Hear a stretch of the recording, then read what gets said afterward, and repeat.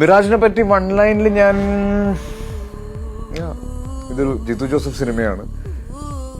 എനിക്ക് ഇത് സ്ക്രിപ്റ്റ് കേട്ടപ്പോൾ ഇതിൻ്റെ സ്ക്രീൻ പ്ലേ ഭയങ്കര ഇൻട്രസ്റ്റിംഗ് ആയിട്ട് തോന്നി. ഇതിന് സ്ക്രീൻ പ്ലേയുടെ ഓരോ പോയിന്റിലും നമ്മൾ ഓരോ കൺക്ലൂഷനിലേക്ക് എത്തും. പക്ഷെ അവിടെ നിന്ന് ഈ സിനിമ സ്കിപ്പ് ചെയ്ത് മുന്നിലേക്ക് പോകും. അതാണ് ഈ സ്ക്രീൻ പ്ലേയിൽ ഞാൻ അട്രാക്റ്റഡ് ആവാനുള്ള കാരണം. അതുകൊണ്ട് തന്നെയാണ് ഈ സിനിമയ്ക്ക് മിറാജ് എന്ന് പേര് വിട്ടത്. മിറാജ് എന്ന് പറയുന്നത് നമ്മൾ എത്തിയെന്ന് വിചാരിക്കും, പക്ഷെ എത്തിയിട്ടില്ല. So that's how I can tell you about Mirage. Mirage എന്ന് പറയുന്ന സിനിമ ഇതിന്റെ ടാഗ്ലൈൻ പോലെ തന്നെ fades as it get look closer എന്ന് പറയുന്ന പോലെ തന്നെ എൻ്റെ ക്യാരക്ടറാണെങ്കിലും സിനിമയാണെങ്കിലും ഈ മിറാഷ് എന്ന് പറയുന്നത് ഇതൊരു മരീചികയാണല്ലോ, അതിനോട് നീതി പുലർത്തുന്ന രീതിയിൽ ആ ഒരു സ്വഭാവമുള്ള സിനിമയാണ്. Mirages expect the unexpected.